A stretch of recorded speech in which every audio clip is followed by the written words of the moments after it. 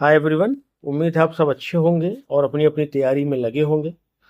बहुत से नए लोग जो अब टीजीटी और पीजीटी की तैयारी में आने वाले हैं, यानी जैसा कि हमें पता है कि 2021 के बाद 22 में तो वैकेंसी आई थी।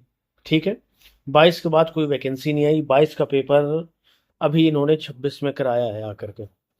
अब जो हमारे 23-24 वाले, 24-25 वाले और 25-26 वाले स्टूडेंट्स बीएड वाले निकलेंगे, उनके लिए निकले हैं कहिए, बल्कि उनके लिए एक सुनहरा मौका है कि वो आने वाली करीब करीब 24,000, 23,000 कुछ बोली जा रही है, 23,700 समथिंग, ये पूरी टोटल वैकेंसीज हैं, जिसमें से लगभग 16,000 जो वैकेंसी है वो सिर्फ और सिर्फ आपकी टीजीटी के लिए है। ठीक है ना।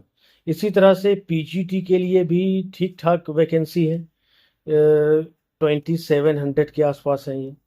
तो ये जो मौका आपको मिला है ना, बहुत ज़बरदस्त मौका है, इसमें लग जाइए पूरी तरह से। और जिन लोगों ने 2022 का एग्ज़ाम अभी दिया है, उन लोगों से भी एक दो बातें ये करनी है कि ज़्यादा रिजल्ट को लेकर के, कट ऑफ को लेकर के टेंशन न लें। मान लीजिए अगर आपने आंसर की से अपना मिलान किया है और आपको लग रहा है कि हमारे नंबर ऐसे हैं कि हमारा चयन हो जाएगा, तो बिल्कुल बेफिक्र रहिए। और जिन लोगों को ये लगता है कि शायद इस बार भी हम चूक गए हैं, तो उनके लिए देखिए भी मौका है। अगर आप ये सोचते हैं कि 4 साल मेहनत की नहीं हुआ तो अब क्या होगा, ऐसा नहीं है। हो सकता है कि जो 4 साल आपने मेहनत की हो वो एक दो रिवीजन और उसमें दरकार हो आपके सिलेक्शन के लिए।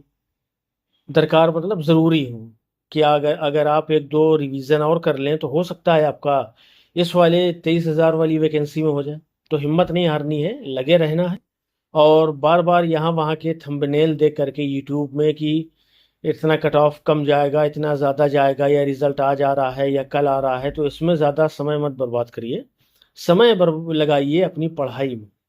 जो पढ़ाई आप पढ़ेंगे ना, वो ही आपके काम आएगी। ये बहुत सारे यहाँ वहाँ भटकना, दिन भर में 40-50 वीडियोस देख डालना उसी 2022 की वैकेंसी से रिलेटेड, तो ये थोड़ा सा आपको ध्यान में रखने की बात है कि अभी भी आपके पास मौका है। 16,000 जो पद हैं आपके टीजीटी के, बहुत हैं। और पीजीटी में भी जो 2700 के आसपास बताए बताए जा रहे हैं, और शायद ज़्यादा ही होंगे इसमें, क्योंकि 23,000 तो नंबर कैसे पहुंचेगा, फिर और ज़्यादा होंगे इसमें नंबर, ये जो पीजीटी वाला नंबर है आपका। ठीक है ना। टीजीटी का तो 16,000 के आसपास है, ये तो कंफर्म है। पीजीटी वाला थोड़ा सा आप देख लेना। तो टीजीटी के जो 16,000 वैकेंसीज है ना, ये बहुत बड़ा नंबर है। बहुत समय के बाद इतनी बड़ी वैकेंसी आ रही, तो हार मत मानिए ज़रा भी। ठीक है ना। इस बार आपकी तैयारी के लिए हम आपके साथ में रहेंगे। अगर आप चाहें तो हमारे साथ जुड़ जाइए, चैनल को सब्सक्राइब कर लीजिए। हम आपको पीडीएफ भी प्रोवाइड कराएंगे, और साथ में जो भी पीडीएफ आपको मिलेगी, उस पीडीएफ का हम आपको सोल्यूशन भी प्रोवाइड कराएंगे इसी चैनल अपने फॉर्चुनेटो इंग्लिश क्लासेस पर। ठीक है भाई। ये जो हम ग्रामर का सेक्शन क्लास ले रहे हैं ना, ये डे 3 है आज। इसमें हम अभी तक 2 सेशन ले चुके हैं। उन दो सेशन को मिला करके, और ये तीसरा जो सेशन है डे 3 के नाम से, जिसको आप देखेंगे यूट्यूब में, ये हम वही पीडीएफ इस्तेमाल कर रहे हैं इन वीडियोस में जो हम आपको प्रोवाइड कराने वाले हैं। ठीक है भाई। तो अगर आप चाहते हैं कि आपको पीडीएफ मिल जाए, तो बहुत छोटा सा काम है आपके लिए।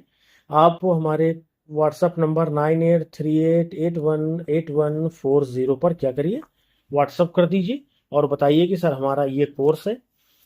और अपना चाहे तो नाम लिख दीजिए, ज़्यादा अच्छी बात है। नाम लिख दीजिए, कोर्स का नाम लिख दीजिए, अपने शहर या ज़िले का नाम लिख दीजिए और हमें सेंड करिए। हम आपको तुरंत रिप्लाई करेंगे।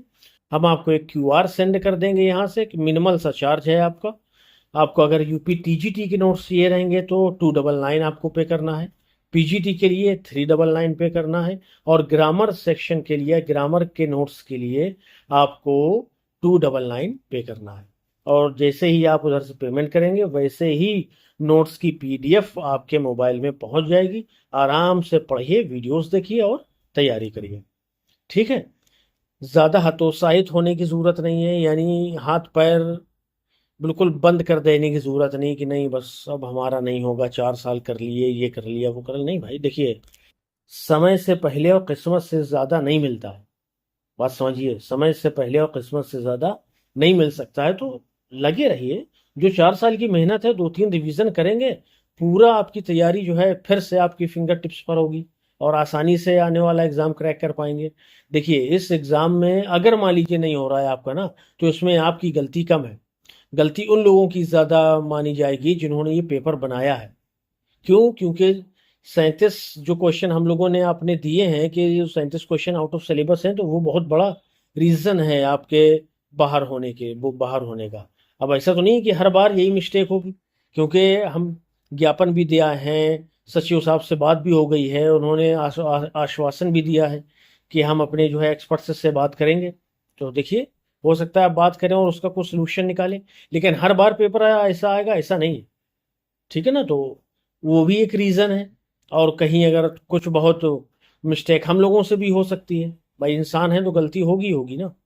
तो इस दोनों को माइंड मत करिए, आपकी गलती है कि अब, या आयोग की गलती है, पेपर बनाने वालों की गलती है, इनसे आपको कुछ मिलने वाला नहीं। ना तो सीट मिलने वाली है, ना आपको पोस्ट मिलने वाली है। पोस्ट और सीट आपको मिलेगी आपकी पढ़ाई, आपकी मेहनत की वजह से। ठीक है ना?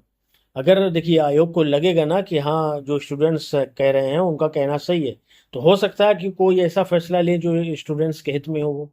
तो उसका भी इंतजार करिए, लेकिन पढ़ाई मत बंद करिए। आने वाली वैकेंसी का तैयारी करिए। अगर आपको लग रहा है कि टीजीटी में हो जाएगा तो पीजीटी की तैयारी करिए। क्या क्या दिक्कत है? पोस्ट बढ़ेगी ना आपकी। ठीक है। चलिए, तो आज हम इस सेशन में बात करने वाले हैं सिंथेसिस की। और सिंथेसिस में जैसा कि हम जानते हैं, 3 तरह के सेंटेंसेस हम पढ़ते हैं: सिंपल सेंटेंस, कंपाउंड सेंटेंस और कॉम्प्लेक्स सेंटेंस। सिंपल सेंटेंस क्या होता है? थोड़ी थोड़ी सी आप डेफिनेशन समझ लीजिए। सिंपल सेंटेंस वो होगा जिसमें जो फाइनाइट वर्ब होगी वो सिर्फ एक होगी। फाइनाइट वर्ब से मतलब है कि मेन वर्ब या हेल्पिंग वर्ब। उसके अलावा उसमें जीरंड हो सकता है, प्रेजेंट पार्टिसिपल हो सकता है, पास्ट पार्टिसिपल हो सकता है, परफेक्ट पार्टिसिपल हो सकता है, इन्फिनेटिव हो सकता है। ये जो सारे हैं ना, जीरंड से लेकर के इन्फिनेटिव तक, ये सारे आपके नॉन फाइनाइट्स होते हैं। तो नॉन फाइनाइट तो कई हो सकते हैं, उसकी कोई वो नहीं है लिमिट, लेकिन जो फाइनाइट वर्ब होगी वो सिर्फ एक होगी। उस कंडीशन में वो क्या कहलाएगा? सेंटेंस सिंपल सेंटेंस कहलाएगा। आज हम सिंपल सेंटेंस की ही बात करने वाले हैं। लेकिन अगर कंपाउंड सेंटेंस की बात करिए तो इसमें 2 या 2 से ज़्यादा फाइनाइट वर्ब हो सकती है, कोई लिमिट नहीं है। ठीक है, पहली बात। दूसरी बात क्या है कि इसमें एक प्रिंसिपल क्लॉज होती है और दूसरी इसकी कोऑर्डिनेट क्लॉज होती है, यानी जो उसी के समान महत्वपूर्ण होती है, यानी उसके समकक्ष होती है। तो जब एक क्लॉज आपकी क्या होगी? प्रिंसिपल क्लॉज, दूसरी कोऑर्डिनेट क्लॉज होगी, तो उस कंडीशन में उसको हम कंपाउंड सेंटेंस कहेंगे। लेकिन अगर एक आपकी क्लॉज प्रिंसिपल क्लॉज है और दूसरी क्लॉज सब ऑर्डिनेट क्लॉज है, तो उस कंडीशन में वो सेंटेंस क्या कहलाएगा? कॉम्प्लेक्स कहलाएगा। हम तीनों की बात करेंगे। आज जो बारी है वो किसकी बारी है? सिंपल सेंटेंस की। कि कई सिंपल सेंटेंस आपको दिए होंगे, 2 हो सकते हैं, 2 से ज़्यादा हो सकते हैं, उनको जोड़ करके आप एक बनाएंगे। और एग्जाम में आपसे किस तरह से पूछा जाएगा कि 2 या 3 सिंपल सेंटेंस क्वेश्चन में दे देगा और कहेगा कि करेक्ट सिंपल सेंटेंस दिए गए ऑप्शंस में से चुनिए। तो ये एग्जाम में पूछने का पैटर्न है इनका। ठीक है भाई, चलिए देखेंगे। सिंथेसिस का अर्थ है 2 या 2 से अधिक वाक्यों को जोड़कर एक ही वाक्य बनाना। वो सिंपल हो सकता है, कंपाउंड हो सकता है, कॉम्प्लेक्स हो सकता है।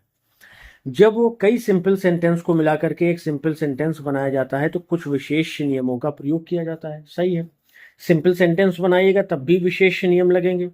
अगर आप जो है कंपाउंड सेंटेंस बनाते हैं तब भी विशेष नियम लगेंगे, और अगर आप कॉम्प्लेक्स बनाते हैं तब भी विशेष नियम ही लगेंगे। चलिए देखेंगे कैसे कैसे नियम लगाते हैं। सबसे पहले नाउन या अपोजिशन का प्रयोग करके। जैसे यहाँ पर एक 2 सेंटेंस दिए हैं, पहले इनका नियम पढ़ लेते हैं। जब दूसरे वाक्य में पहले वाक्य के संज्ञा या नाउन के बारे में अतिरिक्त जानकारी दी गई हो तो उसे अपोजिशन में बदल देते हैं। यानी जो कर्ता आपका पहले सेंटेंस में यूज हुआ है, उसी कर्ता के लिए अगले सेंटेंस में कोई एक एडजेक्टिव विशेषता दे दी जाएगी, तो उस विशेषता को आपको उस कर्ता या नाउन के बाद में कॉमा लगा करके रखना है। इसको अपोजिशन कहते हैं। और इसका पूरा नाम जो है वो कहलाता है केस इन अपोजिशन। अपोजिशन की स्पेलिंग देखिएगा भाई, ओ नहीं है यहाँ पर, ए है। अगर ओ होता तो उसका क्या मतलब होता? अगर यहाँ पर ओ होता तो वो अपोजिट कहलाता, आपका अपोजिट से बनता है वो अपोजिशन। लेकिन ये जो केस इन अपोजिशन है ना, इसको आसान भाषा में अगर आप और समझना चाहें तो उसमें लिख सकते हैं आप, किन्हीं 2 नाउन को, सॉरी, नाउन और उसके एडजेक्टिव को क्या करना? पास पास रख देना। पास पास रखना। ये दो नाउन भी हो सकते हैं और नाउन एडजेक्टिव भी हो सकते हैं। ठीक है भाई, चलिए तो पहला है जो सॉरी एग्जाम्पल जो है, Newton was a great scientist, he discovered the law of gravitation. देखिए न्यूटन हमारा कर्ता हो गया, इसके लिए एक विशेषता दी गई है क्या, ग्रेट साइंटिस्ट है ये। दूसरी विशेषता की क्या दी गई है कि इसने जो है discovered the law of gravitation, यानी गुरुत्वाकर्षण के लॉ को, नियम को, कानून को खोजा था। ठीक है, तो दो विशेषताएं दे दी। अब इसमें क्या करना होगा कि आप न्यूटन लिखिए, कॉमा लगाइए, फिर आगे लिख दीजिए अ ग्रेट साइंटिस्ट। अभी हमने देखिए ऊपर क्या बात की है कि अगले सेंटेंस में अगर कोई एडजेक्टिव उसी के लिए दिया है, इसमें यह भी लागू होता है कि मान लीजिए दो सेंटेंस है, पहले में भी उसके लिए एक एडजेक्टिव यूज हुआ है और दूसरे में भी उसकी कोई एक विशेषता यूज हुई है, तो दोनों कंडीशन में आप पहले वाले कर्ता के हिसाब से, पहला कर्ता मतलब है कि जो पहले वाले सेंटेंस में कर्ता दिया है उसके बाद पहली विशेषता लिखिए कॉमा लगा करके, और अगली जब विशेषता लिखेंगे अगर उस विशेषता के लिए आपको किसी सहायक क्रिया की जरूरत है तो उसको लिखिए, बाद में उसको जोड़ दीजिए। अगर उस विशेषता को जोड़ने के लिए सिर्फ मेन वर्ब की जरूरत है तो आप उसको वैसे ही डायरेक्ट जोड़ दीजिए। ठीक है, अब देखें ये कैसे बना है, अब तुरंत समझ जाएंगे। Newton the discoverer of the law of gravitation was a great scientist. एक तो ये तरीका है इसका, देखें क्या दूसरा तरीका भी दिया है इन्होंने, नहीं दूसरा तरीका अपन डिस्कस करेंगे। देखिए क्या है वो, पहले हम अपन ने लिखा न्यूटन, क्योंकि दोनों जो सेंटेंसेस है ना वो इसी नाउन पे डिपेंड है, यानी मेन जो व्यक्ति है वो यही है, इसी की दो विशेषताएं हैं, न्यूटन कॉमा लगा दीजिए। हम कहें लिखेंगे अ ग्रेट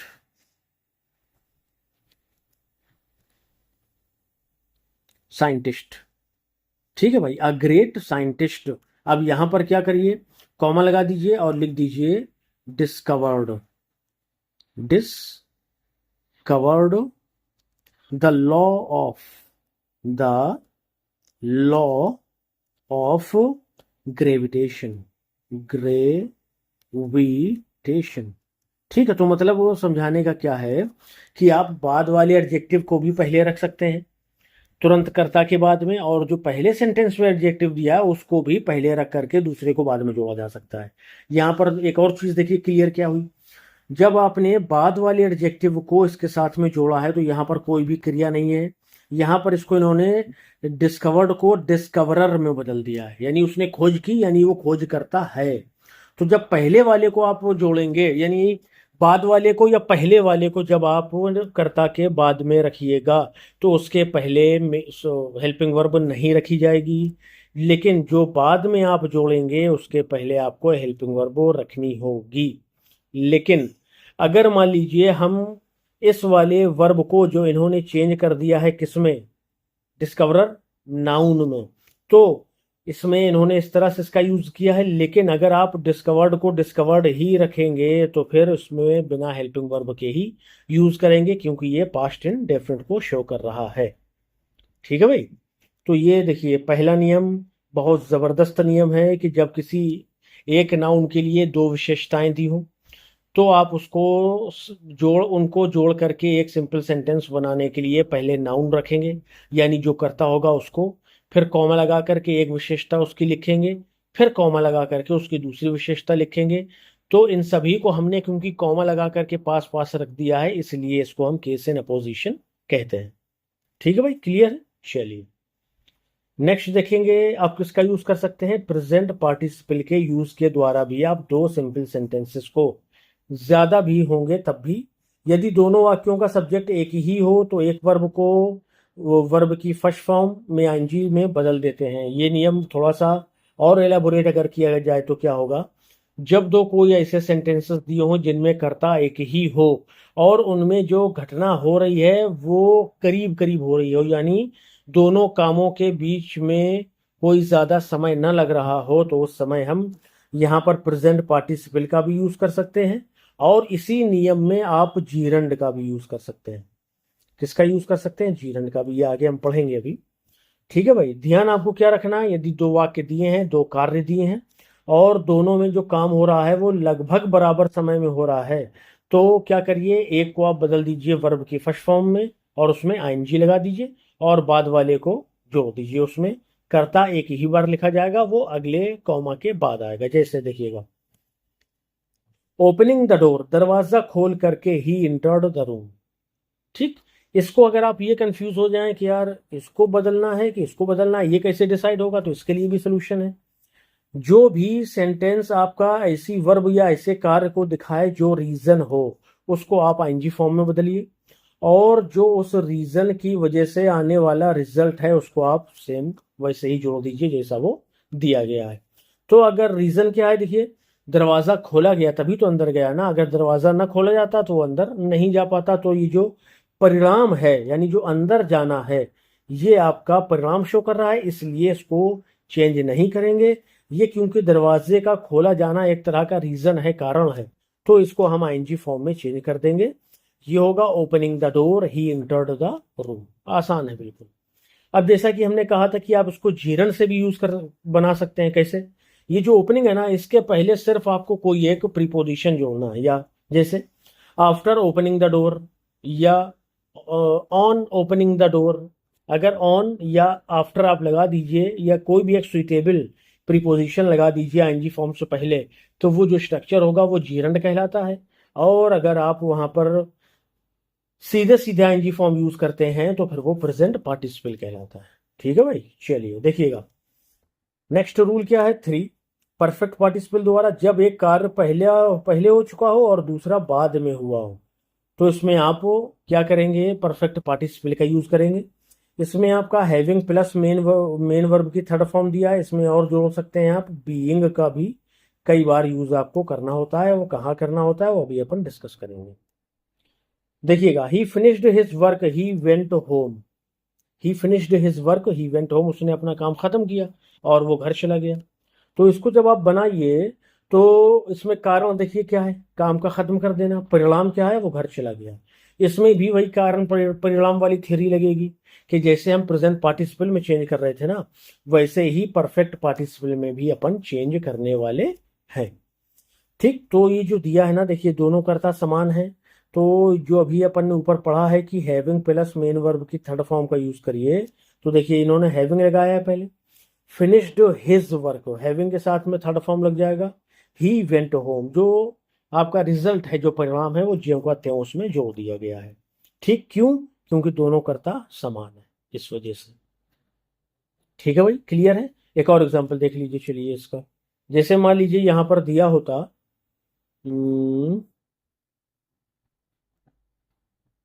द टाइगर। अब हैविंग का तो आपने यूज देख लिया, बीइंग का यूज देख लीजिए। द टाइगर वॉज हंग्री, बेचारा भूखा था, ये लगा दीजिए यहाँ पे फुल स्टॉप। फिर दूसरा जो सेंटेंस हमारे सामने है वो है ही किल्ड अ डियर, उसने एक हिरन को क्या किया, मार दिया। अब आपको दोनों को जोड़ करके एक सेंटेंस बनाना है। देखिए ध्यान रखिए, जब एक कारण दिया हो, कारण क्या है, टाइगर भूखा है, परिणाम क्या हुआ, उसने हिरन को मार दिया। तो जब कारण वाले वाक्य में आपको इज, एम, आर, वॉज या वर यानी वर्ब बी मिल जाए, क्या मिल जाए आपको, वर्ब बी मिल जाए, तो इसका मतलब है कि वो जो सिंपल बनेगा वो बीइंग से बनेगा। ठीक, यहां पर देखिए दोनों में वर्ब बी नहीं दिख रही ना आपको, और स्पेशली ये जो कारणों वाला सेंटेंस है, इसलिए इसको हैविंग प्लस थर्ड फॉर्म से बनाया गया। लेकिन यहां पर क्या करिएगा, इसको आप बनाइएगा बीइंग से, क्योंकि जो कारण वाला सेंटेंस है उसमें वॉज मिल रहा है, यानी बी का एक पार्ट मिल रहा है। बीइंग हंग्री, भूखा होने की वजह से, कॉमा लगा दीजिए। अब यहां पर नाउन है, यहां पर उसका प्रोनाउन है, तो जब ये कंडीशन होती है तो अपन नाउन का यूज करते हैं। द टाइगर किल्ड, चीते ने या शेर ने मार दिया, आ डियर, एक डियर को, यानी हिरन। ठीक है, ये आपके दो सेंटेंस हो गए, ये बना दिया गया। तो जब कारण वाले सेंटेंस में इज, एम, आर, वॉज, वर में से कोई एक मिलेगा आपको, तो बीइंग का यूज करना है, और अगर ये नहीं मिलते हैं तो फिर हैविंग का यूज करना है।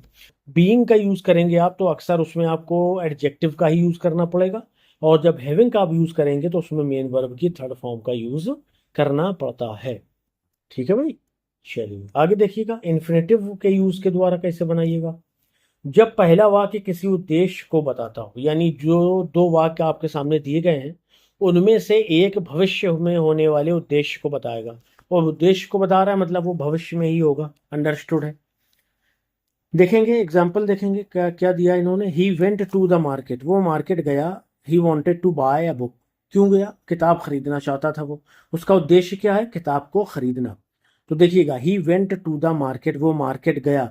अब जो ये वाला पोर्शन है ये क्या होगा? गायब कर दिया जाएगा, यानी उसको हटा दिया जाएगा, और जो इन्फिनेटिव अगले वाले सेंटेंस में दिया है उसी से उस वाक्य को हम जोड़ देंगे। सबसे आसान सिंपल सेंटेंस में यही वाला स्ट्रक्चर है, बहुत जल्दी से आप कर लेंगे और समझना भी आसान है इसको।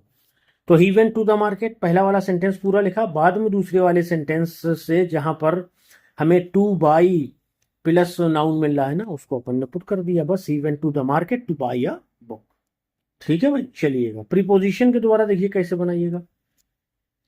ऐसे वाक्य को प्रीपोजिशनल फ्रेज में बदल दिया जाता है। एक वाक्य को, यानी जो दो दिए होंगे उनको जब एक बनाइएगा उसमें से एक प्रीपोजिशनल फ्रेज बन जाएगा। जैसे the sunset we turned home, तो हम घर लौट आए। कब? सूरज के ढलने पर।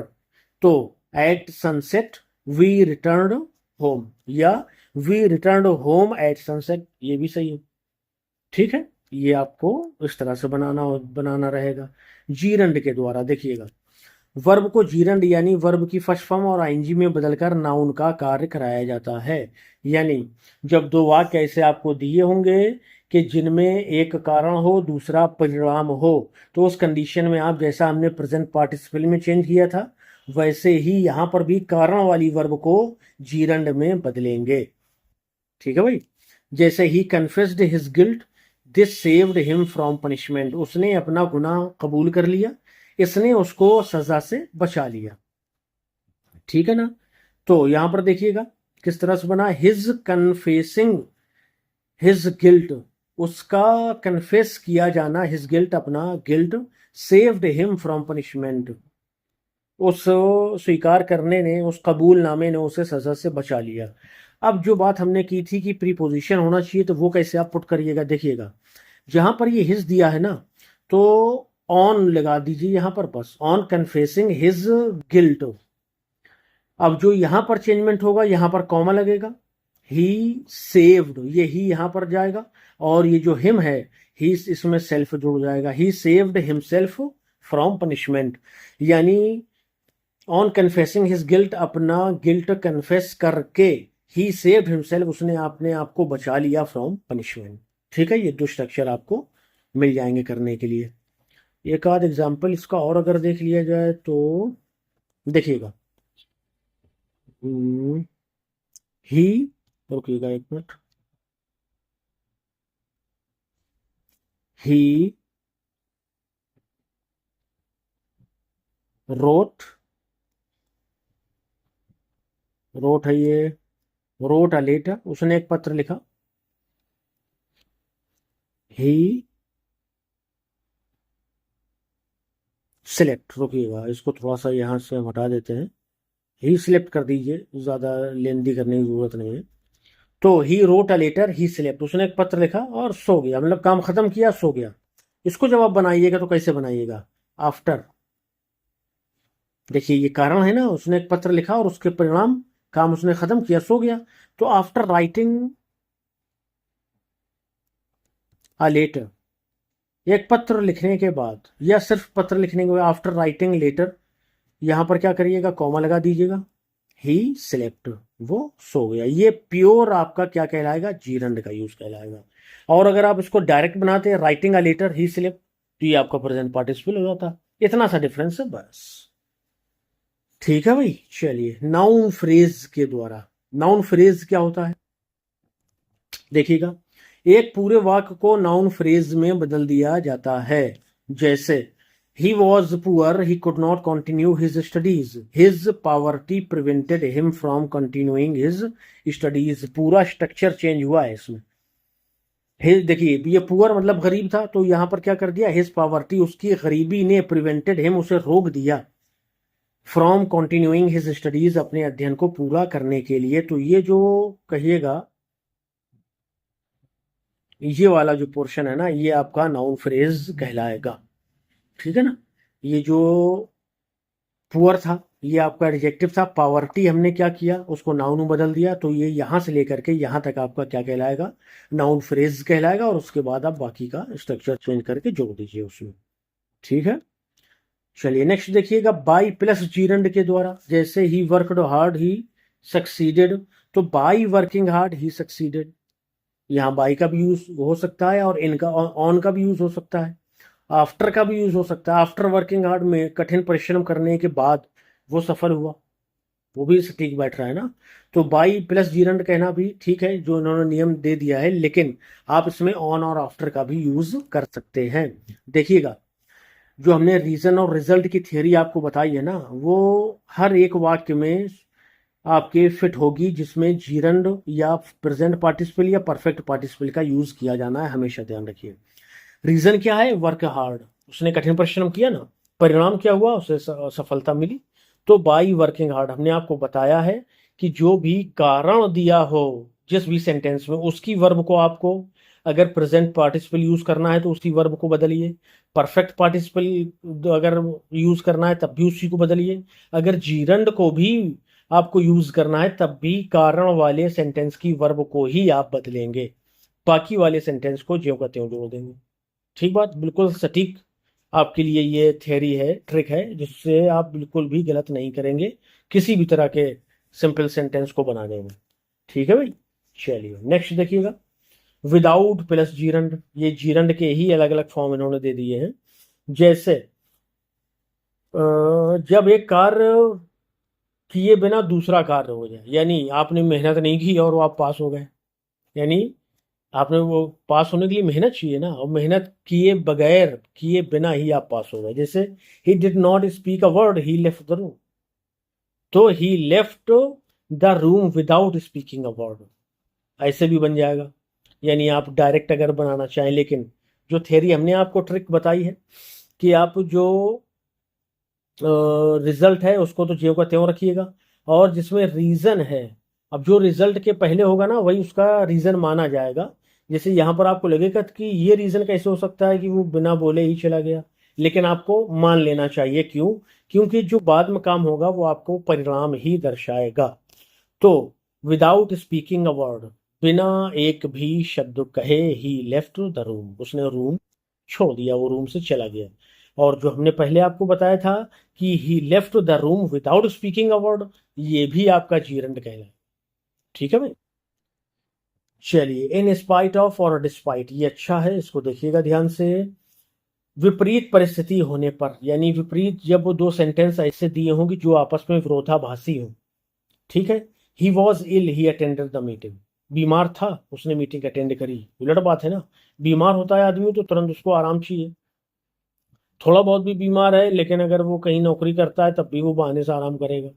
ठीक है कि चलो एक मौका मिला बीमारी के बहाने आराम करने का। लेकिन ये गजब का बंदा है कि बीमार भी है और मीटिंग भी अटेंड कर रहा है। ऐसे लोगों के लिए हम स्पाइट ऑफ का यूज करते हैं, बल्कि कहें कि ऐसे वाक्यों के लिए कि जिनमें दो विरोधाभासी बातें कही जाए। इन स्पाइट ऑफ बीइंग इल, बीमार होने के बावजूद ही अटेंडेड द मीटिंग, उसने मीटिंग अटेंड करी। और जब आप इन स्पाइट ऑफ लगाइएगा तो वहां पर आप देखिएगा कि बीइंग का भी यूज करेंगे। क्यों? क्योंकि इन स्पाइट ऑफ की स्थिति में आपको इज एम आर या वॉज वर्ब में से कुछ ना कुछ मिलेगा जरूर। जैसे ही वॉज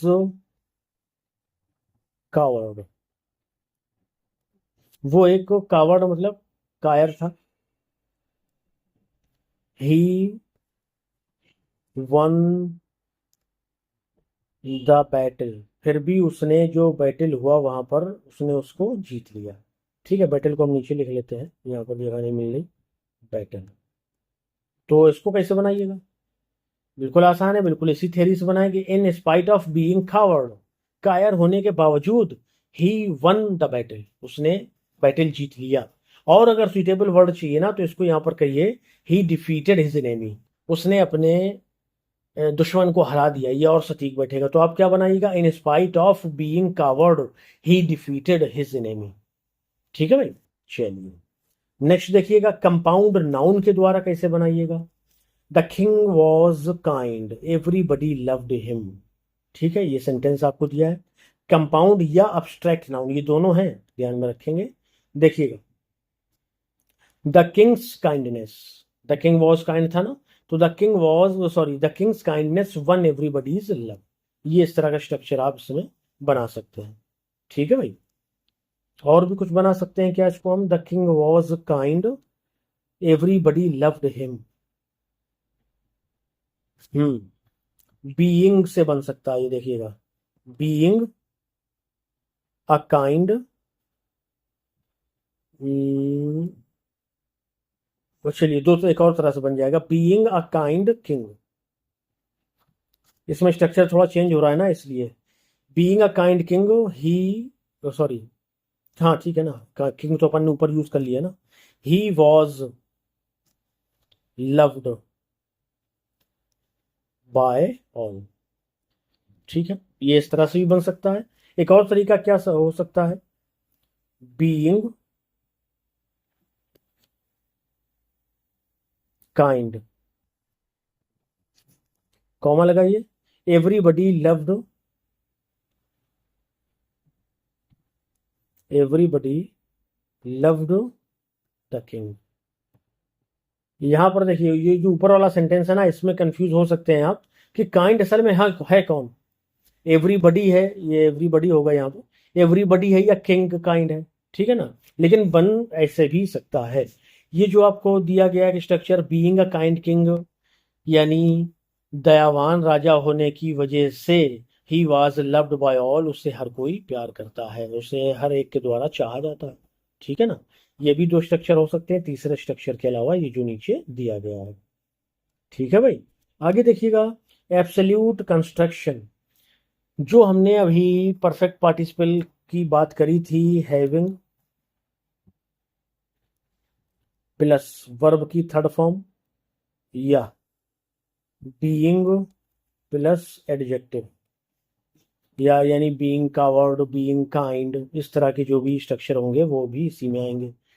जब आप इनका यूज सेंटेंस की शुरुआत में करेंगे, दो तरीके हैं इसको समझने के। पहला क्या है वो हम बता रहे हैं कि जब इनका यूज आप सेंटेंस की शुरुआत में करेंगे तो हम इनको क्या कहते हैं, परफेक्ट पार्टिसिपल कहते हैं। और जब ये सेंटेंस के बीच में यूज होते हैं तब ये perfect part, sorry, nominative absolute, nominative absolute कहलाते हैं, ये ऑब्सोल्यूट कंस्ट्रक्शन जो लिखा हुआ है। ठीक है, दूसरा इसका पहलू क्या हो सकता है, जब उस दो सेंटेंस दिए हों, दोनों के कर्ता समान हैं, उस कंडीशन में हैविंग और बीइंग का यूज जो है वो सेंटेंस की शुरुआत में होता है, तो ये क्या कहलाता है, आपका परफेक्ट पार्टिसिपल। लेकिन जब दिए गए सेंटेंसेस में जो कर्ता होंगे वो दोनों अलग अलग होंगे, उस केस में ये सेंटेंस के बीच में यूज होता है और इसे नॉमिनेटिव एब्सोल्यूट कहा जाता है। माइनर सा डिफरेंस है, यूज सेम है।